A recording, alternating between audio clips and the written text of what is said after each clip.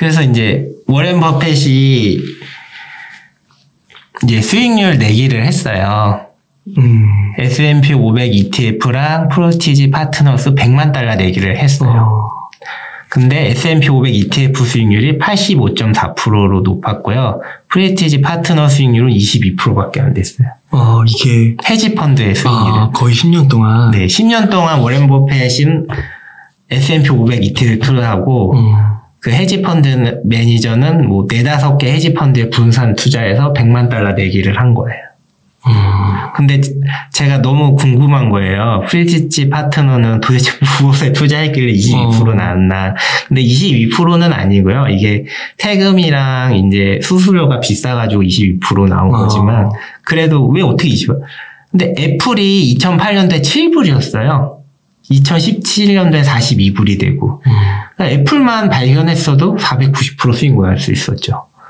마이크로소프트도 139%, 아마존도 1100%, 구글 알파벳도 200%. 아니면 그냥 보크샤에서만 투자했어도 S&P ETF보다 더 많이 벌었죠. 그리고 심지어 이건 배당 제외 수익률이에요. 그래서 이분들이 도대체 무엇에 투자했길래 22%밖에 안 나왔나 해서 제가 이제 2008년 헤지펀드는 무엇을 매수했나 이제 본 거죠. 근데 이제 펀드 매니저들도 그렇고 개인도 그렇고 투자자들은 이제 확증된 평양을 갖고 있어요. 과거에 잘했던 게 앞으로 잘할 겁니다. 그러니까 2008년에 내기를 했으니까 분명히 2007년 전후로 봤겠죠. 그럼 2007년도에는 엑슨모빌, GE, MS, AT&T, P&G, 쉐브론, J&J, 월마트, 뱅크 오브 아메리카, 애플 이렇게 있는 거예요. 저 때가 저랬구나. 네. 그러니까 이런 거에 투자를 한 거죠. 엑슨모빌, G 이런 거에다가.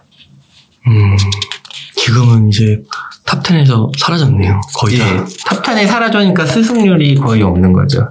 근데 여기서도 MS랑 애플이 있었어요. 탑10에. MS나 애플만 했어도 수익률이 훨씬 좋았죠. 이게 이제 종목이 상승하면 계속 상승하는 이게 평양이 강해요. 이게 투자 수익률을 어렵게 만들어요. 그럼 한국인들은 어떤가 지금? 그래서 제가 한국인 해외 주식 보관 금액을 봤어요. 증권정보 포탈에 있는데요. 한국인도 똑같아요. 1등 테슬라. 지금 탑10에 있는 종목들이죠. 애플, 엔비디아, 알파벳, 마이크로소프트, 그 다음에 울트라, QQQ, 아마존, 인베스코, QQQ, S&P 500이 9위에 있네, S&P 500이. 그래도 많이 높네요. 아시는 분은 아시네. 예. 와, 근데 테슬라는 지금 10배, 12배. 예. 와. 근데 이제 그리고 미국 반도체 3배짜리. 화끈하시네요. 그러니까 이제 한국 투자나 다 개인들이나 펀드 매니저나 솔직히 다 비슷합니다. 탑10에 있는 종목을 계속 간다고 생각해서 확증적 평양을 일으키는 거예요. 그러니까 이게 물론 미래에 또 어떻게 될지 모르지만 네, 아까 그렇죠. 그 사례를 비춰봤을 때는 확증 편향이 있을 수도 있는 거네요. 네, 최신 그렇죠. 편향. 예. 그러면은 이게 앞으로 계속 갈 건가 모르는 거죠, 사실. 그러면은 이제 저희가 과거 수익률로 이제 미래 선택을 하면 어떻게 될까? 예, 이게 뮤추얼 펀드 상식의 이제 종목을 해서 나온 건데요. 이제 1970년부터 80년대 최상위 펀드가 34개를 조사해 봤는데 그 후에 평균 혹은 그 이하로 33개가 이제 낮아진 거예요. 97%가.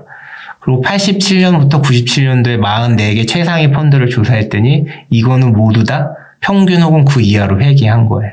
이게 다 회귀를 하게 되는 거죠. 최상위 펀드의 수익률이 미래를 결정해주지 못하는 거죠. 그러니까 이게 1970년대, 80년대에 2000년대까지 최상위 펀드들을 어떻게 변했나를 측정해 본 거예요. 그러니까 1970년대 그러면은 네. 펀드를 본 건가요? 네, 1970년대에 최상위 4분위 중에 최고 수익률이 높은 34개 펀드가 조사를 해봤더니 언제쯤 그게 있나요? 언제쯤 그게 과거로 회귀했다? 과거로 회귀했다. 이 책을 봐야 되는데요. 요거 조사를 해봤더니 예를 들면 뭐 85년도 그러니까 이 기간이면은 네.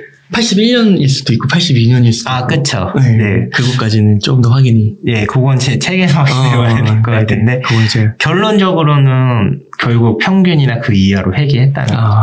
그러니까 과거 수익률만으로 선택을 하면 안 된다는 그러니까 이게 거죠. 오래 투자할 수가 없는 거네요. 그렇죠. 오래 투자할 수가 없는 거죠. 그럼 이거는 진짜 매수매도 그 타이밍을 네. 계속 봐야겠네요. 네. 그래서 이제 왜 그러냐면 이게 S&P 500 지수 편입 기업의 평균 수명이에요. 왜냐면 이게 평균 생존 기간이 점점 짧아지는 거에 이유를 찾을 수 있죠. 기업이 혁신 기업이 계속 나타나요. 그리고 계속 바뀌죠. 그래서 투자자들이 과거 지표만 가지고 판단해서 투자를 결정하니까 과거 기업들만 들고 있는 거예요. 1960년도에 생존 기간은 60년이었는데 2020년에는 15년밖에 안 돼요. 어휴, 엄청 짧구나. 근데 우리는 과거 기업들만 가지고 있는 거죠. 그래서 15년도 안 되게 빠르게 바뀌고 있는 거예요. 그래서 이제 기업들을 보면은 15년 안에 빠르게 다 바뀌어요. 이거를 맞출 수가 있을까요, 우리가? 어느 기업이 잘 되고 못 되고를 맞출 수 있을까요? 사실 헤지펀드도 앞에서 봤잖아요. 못 맞추잖아요. 저희도 맞추기가 어려워요. 앞으로 뭐가 1등 할지 알 수가 없어요. 저희 처음에 얘기했던 GE, 이때 얼마나 막강했는지. 저도 집에 책이 몇 권 있어요. 책 일치. 없잖아요. 15년 지난 19년도에 없잖아요. 네. 엑슨모빌 없잖아요. 네. 유일하게 사먹은 거 MS네요. IBM도 없네요. 네. GT그룹, 알리바바, 화이자, 뱅크오벤카 아무도. 그러니까 혁신기업들이 계속 들어오기 때문에 우리는 과거의 자료만으로는 수익이 나지가 않는 거죠. 과거 업종별로 보면 업종도 계속 바뀌어요. 근데 우리가 맞출 수가 없어요. 이거 맞추면 다시 이제 세계 최고 부자가 되겠죠. 근데 지금은 이제 정보기술 INFT랑 바이오 종목 HATH가 올라서 나스닥의 수익률이 좋지만 반대로 에너지나 금융 가지고 있었으면 어떻게 됐을까요? 수익률이 안 좋죠. 네. 에너지가 꼴찌고 금융이 2등이에요. 그렇구나. 와, 2016년에 1등이고 2021년에 1등이었는데 네. 이걸 길게 보니까 꼴등이네요. 네, 그러니까 나스닥을 투자한 사람도 우연이라는 거죠. 만약에 나스닥에 이제 금융이랑 에너지만 갖고 있었어요. 그러면 이제 꼴찌가 되는 거예요, 나스닥. 근데 나스닥이 우연히 정보기술이랑 바이오를 가지고 있으니까 S&P 500보다 수익률이 좋고 우연인 거죠. 또 앞으로 어떻게 될지 모르는 거예요. 앞으로 어떻게 될지 어느 업종이 갈지 몰라요. 지금 2021년도에 에너지가 1등이에요. 그리고 부동산이 2등이에요. 그리고 금융이 3등이고요. 그렇구나. 알 수 없어요. 네. 그냥 마음 편하게 S&P 500에 투자하면 이제 4위가 되는 거죠. 야, 재밌네요. 이런 자료들도 있구나. 네. 그러니까 나스닥도 우연이라는 거죠, 사실은. 그렇다면 이제 시장 점유율이 오르면 수익률이 높을까? 이것도 이제 우리가 생각해 볼 수 있잖아요. 예. 그러면 이제 금융업종을 볼게요. 이제 1957년에 금융업종의 시장 점유율이 0.77%였어요. 0.77%였지만 2003년도에는 이제 20.6%가 된 거죠. 64%. 근데 시장 점유율이 19.87, 엄청 시가총액 차지한 비율이 엄청 올랐어요. 그런데 실질 수익률은 10.58밖에 안 되는 거죠. 근데 S&P 500 수익률이 10.85예요. 그러니까 금융업종이 시가총액이 이제 늘어나고 시장 점유율이랑 업종이 늘어났다고 해서 수익률이 늘어나지 않는 거예요. 그렇구나. 그리고 이제 에너지를 한번 볼게요. 에너지는 1957년에 21%였어요. 점유율이. 근데 2003년도에 5.8%로 낮아졌어요. 근데 실질 수익률은 11.32%예요. 와, 희한하네요. 예. S&P 500보다 에너지의 수익률이 더 높은 거죠. 그 시장 점유율은 줄었는데. 시장 점유율은 줄었는데. 와, 희한하네. 그러니까 이게 의미가 없는 거예요, 사실. 그렇구나. 그래서 저희가 이제 수익은 어디서 오냐, 이제 제가 이제 생각을 많이 했는데요. 저는 1957년부터 2003년, 이게 46년간이거든요. 46년간 주식을 보유하니까, 이제 보유할수록 수익과 배당이 이제 재투자되면서 수익이 올라가는 거죠. 그러니까 뭐 점유율도 의미가 없고, 사실 업종도 알 수 없고, 종목도 알 수 없지만, 보유 기간을 이제 길게 가져가면 이제 수익이 나타난다는 거죠. 야, 그렇구나. 그래서 이제 워렌 버핏도 이제 가장 좋아하는 보유기간은 이제 영원히 이제 말씀한 거죠. 야, 멋지다.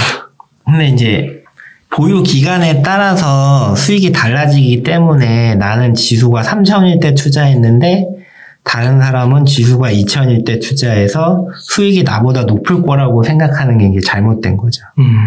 나는 3000일 때 투자해서 오랫동안 보유해서 6000일 때 팔면 100% 수익을 올릴 수 있지만 다른 사람은 2000일 때 투자해서 올라가면 따라 사고 내려가면 손절하고 계속 샀다 팔았다 하면 손실이 발생하게 돼요.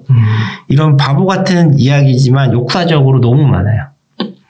이 피터 렌치의 마젤란 펀드가 2700% 수익 났어요. 근데 여기에 투자한 개인 투자자들 수익 났을까요? 거의 50%가 손실이 났어요. 실제로 개미들은 올라가면 따라 사고요. 내려가면 손절해요. 떨어지면 사고 오르면 파는 게 아니라요. 그래서 이거 반복하다가 계속 손실이 나요. 근데 꾸준히 보유한 사람만 이제 수익 나는 거죠. 그리고 미국의 니프티 피프티 장세가 나타났는데 50개 종목이 S&P 500 지수보다 무려 2배 수익률을 올렸어요. 그러면 니프티 피프티 장세에서 개인 투자자들은 수익 냈을까요? 마젤란 펀드처럼 이제 50% 손실이 났죠. 그래요. 네. 똑같아요. 단기에 오르면 사고요. 내리면 손절해요. 그렇구나. 근데 손실이 나는 거죠. 수익이 많이 낸 투자자들은 누구였을까요? 역시 주가 예측하지 않고 계속 보유한 사람이 이제 수익이 나는 거죠.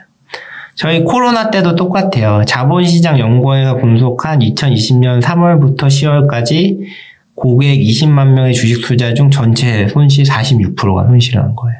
지금 더 많이 떨어지니까 더 많이 손해한 거죠. 아, 상승장이었는데. 네. 그래서 고객분들과 많이 상담해보면 과거 사지 못한 거를 이제 후회할 줄 알았는데 현실은 너무 일찍 매도한 거를 이제 후회하게 되는 거죠. 다들 삼성전자, SK하이닉스, LG화학, 네이버 등 모두 저렴한 가격에 매수했지만 너무 일찍 매도한 거를 다 후회하시더라고요. 차라리 그냥 가지고 가셨으면 수익률이 얼마나 났을 텐데. 그래서 이제 제가 그거를 듣고 이 책을 이제 쓰게 된 거죠. 그래서 이제 아까 미국에선 어떻게 하나 봤더니 미국의 퇴직연금 401k로 피델리티 운용사에서 한 개에서만 이제 75만 명이 100만 장자가 됐잖아요. 맞아요. 근데 이분들이 타이밍을 예측해서 갖고 사고 팔았을까요? 아니지, 그냥 꾸준히 매수한 거죠. 퇴직연금이니까. 네. 퇴직연금이니까 예측할 필요도 없고 매월 정해진 요일에 계속 주식을 산 거예요. 오르면 팔고 내리면 사고 이런 것도 아니고 손절하고 이런 것도 아니고 계속 사는 거죠. 그리고 실질적으로 피델리티에서 이제 수익률 높은 계좌들을 다 조사해 봤어요. 그리고 전화도 해봤고요. 그랬더니 수익률 높은 계좌들은 내가 무슨 주식을 갖고 있는지도 몰라. 그리고 내가 계좌가 있는지도 몰라요. 계좌가 있었나요? 이런 문구들이 되게 많아요. 네. 그래서 이제 저희 회사도 보면은 이제 자녀들 계좌가 수익률이 굉장히 높아요. 그 이유는 예전에 자녀들 계좌로 증여해서 손님들이 직접 매매를 했는데 이제 법이 매매를 많이 한 건 증여로 안 본다. 이게 이제 판례가 나오면서 손님들이 매매를 못 해요. 그래서 그럼 자녀들한테 평생 가져갈 주식을 사주겠다 해가지고 S&P 500을 많이 사주고요. 한국은 삼성전자, 하이닉스 그리고 테슬라 이런 것도 많이 사드려요. 그러니까 수익률이 엄청 높은 거예요. 그리고 본인들 계좌는 매매를 많이 할 수익이 안 나죠. 이런 것들을 보면은 확실히 보유 기간에서 나온다고 볼 수 있죠. 그래서 이제 피델리티 이제 퇴직연금 어떻게 100만 장자 만들었을까 제가 이제 연구를 해봤는데요. 근데 워렌 버핏도 사실 다 보유 기간에서 나와요. 네. 이제 워렌 버핏은 이제 11살에 투자를 시작했는데 이제 30살에 순자산규모가 100만 달러가 됐어요. 현재 순자산 규모는 927억 달러라고 했는데 만약 워렌 버핏이 평범한 근로자야. 그럼 11살이 아니고 20년 뒤에 우리나라처럼 31살부터 투자를 했겠죠? 그러면 50살에 100만 달러가 돼요. 20년 되니까. 그러면 90살에 20.4억 달러가 돼요. 그럼 11살한테 투자한 것보다 97.8%가 낮아요. 와, 2.2%밖에 안 돼요. 그리고 워렌 버핏이 70세에 은퇴했다면 자산은 20.4억 달러밖에 안 돼요. 똑같아요. 90.8%가 낮아요. 그러니 이제 워렌 버핏이 후회를 하는 거죠.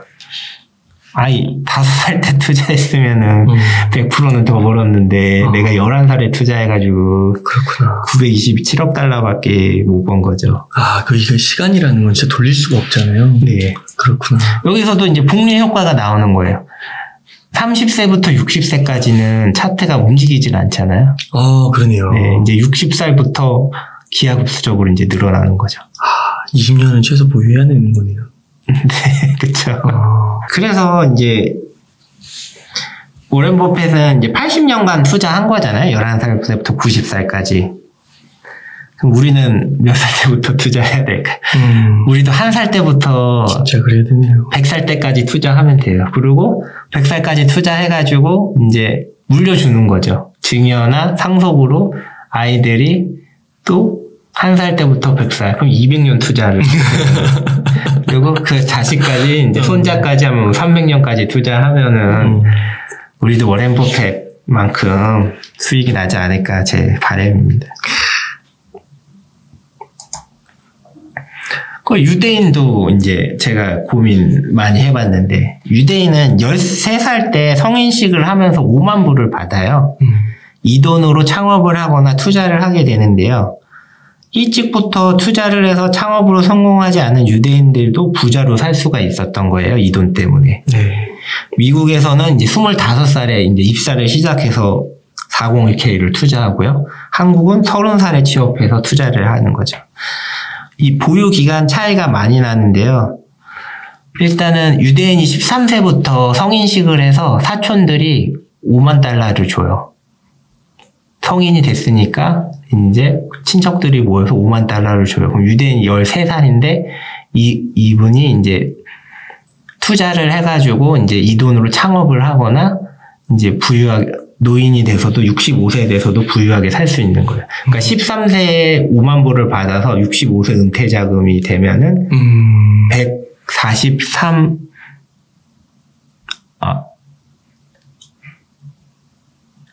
1,436만 달러가 되는 거예요.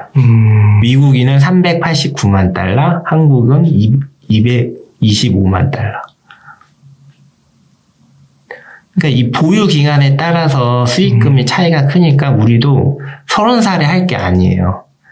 우리도 1살 때부터 지금 당장 대대손손 증여해서 1살 때부터 투자하면 유대인들보다 훨씬 잘 살 수가 있어요. 이게 그러니까 5만 달러를 네. 유대인 13세 때 5만 달러 S&P 500에 다 넣었다고 하면 네. 이게 아까 앞서서 말씀해 주신 연복리 수익률로 계산을 했을 때 11.5%로 계산했을 때 그럼 52년 후니까 그때쯤에 네, 이렇게 나온다는 거예요? 143만 엄청나네. 1,436만 달러. 미국인은 25세부터 하니까 389만 달러. 한국인은 30세부터 하니까 225만 달러. 근데 한국은 거의 안 하죠, 사실은. 그러니까 이제 10,000달러, 50,000달러. 이게 맞는 건가요? 이게 5만 달러인가요? 네, 5만 달러. 그럼 225만 달러. 5만 달러가 225만 달러가 되나요? 35년 복리로 투자하는 거니까요. 35년으로 하면? 네, 65세에 은퇴했을 때. 그럼 5천만 원이 22억 5천 달러. 그렇구나. 네. 맞네요. 네. 숫자가 너무 커가지고. 근데 한국 사람들 이런 사람 본 적이 없죠. 30살에 5만 달러를 S&P 500에 투자하는 사람 거의 1%도 안 될 것 같아요. 그렇구나. 그러니까 강제적으로 투자를 하게 만들어야 돼요, 한국도. 유대인이 잘 살 수 있는 거는 13세부터 투자했기 때문이에요. 근데 우리는 1살 때부터 투자하면 유대인보다 13년을 앞서가서 투자할 수 있는 거예요. 그러면 이제 시전 투자를 이제 어떻게 할까 고민해보면 워렌 버핏 선생님들은 개인 투자자들은 투자 수익을 늘리는 비결은 좋은 회사를 고르는 게 아니라 인덱스 펀드를 계속 구입해서 종합지수에 포함된 모든 기업에 투자하는 데 있다라고 했어요. 이미 다 알려줬어요, 워렌 버핏이. 좋은 회사를 고르기 어려운 거를 이미 다 알고 있는 거죠, 사실. 근데 이제 또 이제 제가 그러면은 이제 개인 투자자들은 또 고민을 하는 거죠. 나는 위기에만 투자하고 싶다. 위기에 투자하면은 수익률이 더 높지 않을까. 이렇게 고민을 하는데요. 그래서 제가 이제 실험을 해봤는데, 이제 2008년 금융위기가 터지고 나서 이제 2020년에 코로나 위기가 터졌잖아요. 그래서 이제 A는 코로나19 위기였던 2020년 3월 S&P 500 ETF를 종가에 한 번에 매수했어요. 이거는 2,584예요. 근데 B는 금융위기가 터져도 자기 월급을 계속 종가에 사는 거예요. 그러면 135개월 동안 매수를 해요. 아, 매달이요? 네. 그럼 B의 평균 매수 단가는 1907이 되는 거죠. 더 낫네. 그렇죠. 여기서 이제 중요한 거는 이제 A의 수익률은 2020년 코로나 위기 때 기다렸다가 투자를 하니까 수익률 요만큼밖에 안 되는 거예요. 수익 구간이. 근데 B는 2008년서부터 꾸준히 매수를 했어요. 금융위기 이후로. 그럼 수익 구간이 이렇게 커지는 거죠. 그러니까 실제 수익률이 이런 곳에서 나는 거예요. 그래서 위기에 투자하는 노리는 A보다 매월 적립식으로 투자하는 B의 수익률이 33.5% 더 높은 거죠. 와, 이거는 진짜 대단하네요. 이거 기간만 늘려서 네, 그냥 매월 그쵸. 기계식으로 무지성으로 그냥 넣기만 하면 네. 그 최저점도 네. 생각할 거 없이 생각할 필요 없어요. 그 고민하고 막 쓸 필요도 네. 없이 뭐 매크로 이런 거 다 필요 없고 네. 그냥 매월 넣기만 하면 된다는 거잖아요. 예, 그래서 제가 처음에 중요한 게 이제 왜 주식 투자를 해야 하는 이유와 두 번째 주주 수익 극대화를 위한 기업의 시스템 있잖아요. 계속 주주 수익을 극대화하기 위해서 비용을 줄이고 수익을 늘리는 시스템. 그리고 M&A를 해가지고 가격을 결정하고 수익을 최대치로 하는 시스템 때문에 주식은 항상 우상향할 수밖에 없는 거죠. 그래서 이제 처음에 말씀드린 거죠. 근데 또 이제 그런 생각을 하시는 분들이 있어요. 아니 A는 그동안에 돈을 은행에 예금했으면 은행 이자가 많이 나오지 않나 이런 생각을 많이 하시는 분도 있는데요. 사실 A 은행 이자보다 B의 배당금이 더 커요. 그러니까는 배당금과 예금을 수익률을 플러스 시키면 훨씬 높은 거죠. 야, 그렇구나. 진짜 보유기관에서 나오는 거구나. 네. 그래서 근데 또 이런 고민을 하시는 분들이 있으실 거예요. 나는 하락장 싫고 상승장에만 투자하고 싶다. 이렇게 고민하시는 분들이 있어서 제가 한번 또 만들어봤는데요. A는 103개월 동안 250만 원씩 투자했어요. 그러니까 투자 원금은 2억 5,750만 원, 투자 자산은 4억 9,037만 원. 요 A가 투자할 때가 2013년 박스권을 뚫고 상승할 때예요. 그러니까 이제 상승할 때만 이제 투자를 하는 거죠. 그리고 B는 250개월 동안 103만 원. 그냥 2001년 1월부터 아예 모르겠다 그러고 월급의 일정 부분을 계속 사는 거죠. 103만 원씩. 그럼 원금은 2억 5,750만 원 똑같아요. 근데 투자 자산은 8억 153만 원이 되는 거예요. 그러니까 항상 투자하는 B가 상승장에만 투자하는 A보다 63% 수익이 더 올 수 있대요. 그렇구나. 여기서 중요한 거는 상승하는 데만 투자한다고 해서 수익률이 높지 않아요. 실제 수익률은 하락할 때, 횡보할 때 많이 나타나요. 우리가 하락할 때 주식을 매수해야지 야. 상승할 때 수익이 나는 거지 상승할 때 몰아산다고 해서 수익이 나지 않는 거예요. 그러니까 우리는 하락할 때도 계속 꾸준히 사고요. 횡보할 때도 꾸준히 계속 사야 돼요. 그래야지 이제 수익률이 올라가는 거죠. 여기서도 뭐 A는 그동안에 뭐 예금을 뭐 넣고 B는 배당을 받았더라면 B의 배당금이 훨씬 큽니다. 왜냐하면은 주식이 예금보다 변동성이 크기 때문에 B의 배당금이 클 수밖에 없는 거예요. 그러면 또 그럼 횡보장에서 투자하면 수익이 날까? 이거 제레미 시겔 교수 투자의 미래 책에서 이제 실험을 했어요. 이것도 이제 굉장히 중요한 차트예요. 네. 1929년 이제 위기가 터졌을 때 1954년도인데요. 이제 S&P 500은 그냥 지수로만 보면은 1929년에서 1954년에 1000에서 1070이었어요. 근데 실제로 배당을 재투자하잖아요. 그럼 배당을 재투자하는 지수는 4,440. 아, 그래요? 네. 지수는 1000에서 1070인데 여기서 나오는 배당을 재투자한 결과 4440이 된 거예요. 와, 어떻게 이럴 수가 있지? 왜냐면은 사실 여기서 많이 하락을 하잖아요. 네. 이 하락 때마다 배당금이 들어오잖아요. 그 배당금이 계속 재투자를 해주는 거예요. 그래서 실질적으로는 원금을 회복한 게 1945년이 되는 거죠. 1945년이 원금을 회복한 다음에 여기서도 계속 배당을 재투자해 주는 거예요. 배당을 재투자하니까 끝으로는 4,440이 되는 거예요. 야. 그러니까 제가 중요한 건 배당을 재투자하기 위해서는 저비용 인덱스가 필요한 거예요. 우리가 고비용 펀드를 들었을 경우에 이 배당에 대한 수익을 다 가져가기 때문에 비용으로 저비용 인덱스가 중요한 거죠. 그래서 워렌 버핏이 계속 얘기하는 게 저비용 인덱스로 투자를 하라는 거예요. 근데 또 재밌는 건 만약에 대공황이 없었어요. 그럼 연평균 한 6, 8%로 올랐어요. 그럼 지수는 2,720밖에 안 되는 거예요, 수익은. 와, 그거보다도 배당 재투자가 높네요. 그렇죠.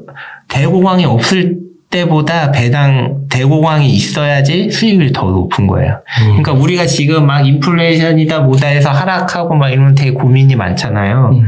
이럴 때 배당이 재투자되면 수익이 더 큰 거예요. 그래서 떨어지면 환영해야 돼요. 박수 치고. 우리의 수익을 높여주는 거예요. 떨어지는 게. 그래서 꾸준히 매수를 하는 거죠. 그래서 이제 제가 타이밍이 의미가 없는 경우 또 한번 봤어요. 이제 매월 적립식으로 사는 거예요. 시가, 고가, 저가, 종가를 매월 한 번씩 사는 거예요. 255개월 동안. 네. 이제 시가라고 하면 매월 1 영업일이죠. 뭐 1일 뭐 9시에 사는 거고, 고가는 그 달에 제일 높은 제일 높을 때. 그리고 저가는 그 달에 제일 낮을 때. 그리고 종가는 마지막 영업일이니까 뭐 31일 3시에 사는 거예요. 그래서 평균 단가를 보니까는 큰 차이가 없어요. 저가를 100으로 했을 때 고가가 106.9예요. 6.9%밖에 차이가 안 나는 거죠. 그러니까는 나는 고가를 다 찍어서 사. 얘는 저가를 다 찍어서 사. 그래봤자 255개월 지나면은 7%밖에 수익이 차이가 안 나요. 이 기간으로 이렇게 하니까 이렇게 되는 거구나. 기간이 길어질수록 다 평균에 수렴을 하는 거예요. 그러니까 한 달에 한 번 살 거면 고민하실 필요가 없어요. 한 50년 산다. 전혀 고민할 필요가 없죠. 그러네. 근데 한 번만 산다면 고민을 해야 되죠. 그래서 매월 적립식으로 꾸준히 사면 아무 의미가 없는 거예요. 타이밍이. 야. 그 이유는 한 달 안에 이제 변동폭이 정해졌어요. 많이 변동해야 20, 30%예요. 그게 두세 번밖에 안 나타나요. 2008년 뭐 2019년 뭐 금융위기 잠깐. 근데 그게 255분의 5밖에 안 되는 거죠. 실제적으로. 근데 이 기간이 255개월만 했잖아요. 이게 500개월이면 더 줄어들죠. 야, 이거 뭐 인생에 뭔가 하나를 깨닫는 것 같은데. 와, 이거 여러분이 만들기 쉬워요. 차트 보시고 오른쪽 키 누르면 엑셀 나오잖아요. 엑셀로 보시면 시가, 고가, 저가, 종가 나와요. 그거 이제 평균 내보시면 이렇게 나오는 거예요. 그래서 이제 워렌 버핏님이 또 얘기를 이제 해주신 거죠. S&P 500에 묻어놓고 1토로 도로가 열심히 자기 일을 해라. 노동 생산성을 높이고 그 임금을 S&P 500 지수에 투자하면 어렵지 않게 부자가 될 수 있다. 고 말했습니다. 제가 말씀드리는 것도 개인 투자자들은 직장으로 돌아가서 일을 열심히 해서 성과급을 받고 S&P 500을 매수하면 어렵지 않게 부자가 되는 거죠. 이게 주식시장은 이제 상대방이 누군지 몰라요. 제가 애플 매매하고 있는데 거기서 사는 사람이 워렌 버핏일 수도 있고 골드만 삭스일 수도 있고 JP 모건일 수도 있어요. 자기가 가장 잘하는 일을 해서 수익을 내는 게 현명한 방법입니다. 그렇다고 뭐 워렌 버핏은 한 손가락으로만 매매하고 마우스로만 클릭하고 이런 페널티 같은 게 없어요. 똑같아요, 저희랑. 그냥 이길 수가 없는 거죠, 사실. 60년 동안 투자한 사람이랑 고작 20살 1년밖에 투자 안 한 사람이랑 똑같은 기준으로 매매를 하거든요. 그러니까 이제 내가 제일 잘할 수 있는 거를 가서 투자하고 성과급 높여가지고 S&P 500에 투자하는 게 최고다. 이거 다 알려주신 거죠.